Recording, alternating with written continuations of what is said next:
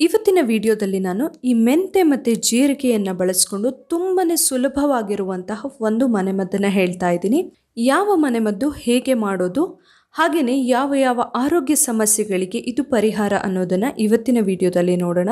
ಅದಕ್ಕೂ ಮುಂಚೆ ನೀವಿನ್ನೂ ನನ್ನ ಚಾನೆಲ್ನ ಸಬ್ಸ್ಕ್ರೈಬ್ ಮಾಡಿಲ್ಲ ಆದರೆ ಪ್ಲೀಸ್ ಸಬ್ಸ್ಕ್ರೈಬ್ ಮಾಡಿ, ಹಾಗೆ ಪಕ್ಕದಲ್ಲಿರುವ ಬೆಲ್ ಐಕಾನ್ನ ಕ್ಲಿಕ್ ಮಾಡಿ.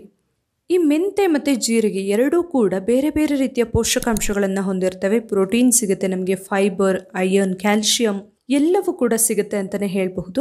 ಇನ್ನು ಇದರ ಬೆನಿಫಿಟ್ಸ್ ಹೇಳೋದಂತ ಹೇಳಿದರೆ, ಮೊದಲನೇದಾಗಿ ಜೀರ್ಣ ಸಂಬಂಧಿ ಸಮಸ್ಯೆಗಳಿರೋರಿಗೆ ತುಂಬಾನೇ ಒಂದು ಬೆಸ್ಟ್ ಅಂತ ಹೇಳಬಹುದು. ಮೆಂತೆ ಜೀರಿಗೆ ಎರಡೂ ಕೂಡ ಜೀರ್ಣ ಸಂಬಂಧಿ ಸಮಸ್ಯೆಗಳು, ಜೀರ್ಣ ಸರಿಯಾಗಿ ಆಗೋದಿಲ್ಲ, ಗ್ಯಾಸ್ಟ್ರಿಕ್ ಆಸಿಡಿಟಿ, ಹೊಟ್ಟೆ ನೋವು, ಹೊಟ್ಟೆ ಉಬ್ರ, ಯಾವುದೇ ಸಮಸ್ಯೆ ಇದ್ರೂ ಕೂಡ, ಹಾಗೇನೆ ಕಾನ್ಸ್ಟಿಪೇಷನ್ ಸಮಸ್ಯೆ ಇದ್ರೂ ಕೂಡ ದೂರ ಮಾಡ್ಕೊಳ್ಳೋದಕ್ಕೆ ಈ ಮನೆಮದ್ದು ತುಂಬಾನೇ ಸಹಾಯ ಆಗುತ್ತೆ.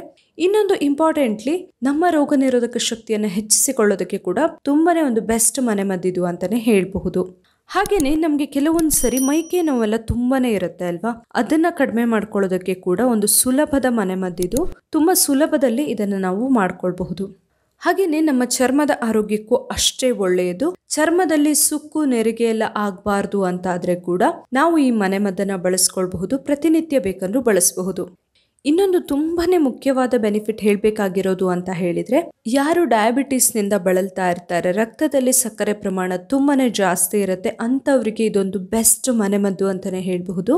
ತುಂಬಾ ಬೇಗನೆ ರಕ್ತದಲ್ಲಿನ ಸಕ್ಕರೆ ಪ್ರಮಾಣವನ್ನ ಕಂಟ್ರೋಲ್ ಮಾಡಬೇಕು, ನಿಯಂತ್ರಣದಲ್ಲಿ ಇರಿಸಿಕೊಳ್ಬೇಕಂತಾದ್ರೆ ಈ ಮನೆಮದ್ದನ್ನ ಬಳಸ್ಕೊಳ್ಬಹುದು. ಹಾಗೇನೆ ಇನ್ನೊಂದು ಮುಖ್ಯವಾದ ಬೆನಿಫಿಟ್ ಅಂತ ಹೇಳಿದ್ರೆ, ವೆಯ್ಟ್ ಲಾಸ್ ಮಾಡ್ಕೊಳ್ಳೋರಿಗೆ ಕೂಡ ಒಂದು ಬೆಸ್ಟ್ ಮನೆಮದ್ದಿದು.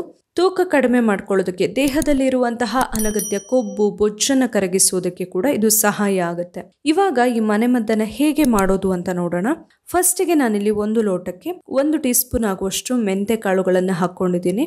ಹಾಗೇನೆ 1 ಟೀ ಸ್ಪೂನ್ ಆಗುವಷ್ಟು ಜೀರಿಗೆಯನ್ನು ಕೂಡ ಹಾಕೊಂಡಿದ್ದೀನಿ. ಇದಕ್ಕೆ ಇವಾಗ 1 ಲೋಟ ಆಗುವಷ್ಟು ನೀರನ್ನು ಹಾಕ್ಕೊಳ್ತಾ ಇದ್ದೀನಿ. ನಾವು ಪ್ರತಿನಿತ್ಯ ರಾತ್ರಿ ಮಲಗೋದಕ್ಕಿಂತ ಮುಂಚೆ ಈ ರೀತಿ ಮಾಡಿ ಇದನ್ನ ನೆನೆಸಿ ಇಡಬೇಕು. ಬೆಳಿಗ್ಗೆ ಏಳುವಾಗ ಇದು ಚೆನ್ನಾಗಿ ನೆಂದಿರುತ್ತೆ. ನೀರಿನಲ್ಲಿ ಈ ಮೆಂತೆ ಮತ್ತು ಜೀರಿಗೆಯ ಸತ್ವ ಎಲ್ಲ ಬಿಟ್ಕೊಂಡಿರುತ್ತೆ ಸರಿಯಾಗಿ. ನಾವು ಬೆಳಿಗ್ಗೆ ಎದ್ದು ಇದನ್ನ ಸೋಸ್ಕೊಂಡು ಈ ನೀರನ್ನ ಕುಡಿಬಹುದು.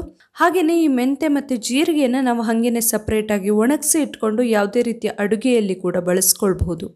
ಇದನ್ನ ಪ್ರತಿನಿತ್ಯ ಖಾಲಿ ಹೊಟ್ಟೆಯಲ್ಲಿ ಬೆಳಿಗ್ಗೆ ಕುಡಿಯೋದು ತುಂಬಾನೇ ಒಳ್ಳೆಯದು. ಪ್ರತಿನಿತ್ಯ ಕುಡಿಯೋಕೆ ಅಷ್ಟೊಂದು ಇಷ್ಟ ಆಗಲ್ಲ ಅನ್ನೋರು ಆಲ್ಟರ್ನೇಟ್ ಡೇಸ್, ಒಂದು ದಿನ ಬಿಟ್ಟು ಇನ್ನೊಂದು ದಿನ ಕೂಡ ಕುಡಿಬಹುದು. ನೋಡಿದ್ರಲ್ಲ, ಮೆಂತೆ ಮತ್ತು ಜೀರಿಗೆ ಎಷ್ಟೊಂದು ಔಷಧೀಯ ಗುಣಗಳು ಇರುತ್ತೆ, ನಮಗೆ ಯಾವ್ಯಾವ ರೀತಿಯಲ್ಲಿ ಸಹಾಯ ಆಗುತ್ತೆ ಅಂತ ಹೇಳಿ. ಈ ವಿಡಿಯೋ ಇಷ್ಟ ಆಗಿದ್ರೆ ಲೈಕ್ ಮಾಡಿ, ಹಾಗೆ ಶೇರ್ ಮಾಡಿ. ನಾಳೆ ಇನ್ನೊಂದು ಹೊಸ ವಿಡಿಯೋದೊಂದಿಗೆ ಮತ್ತೆ ಬರ್ತೀನಿ. Thank you.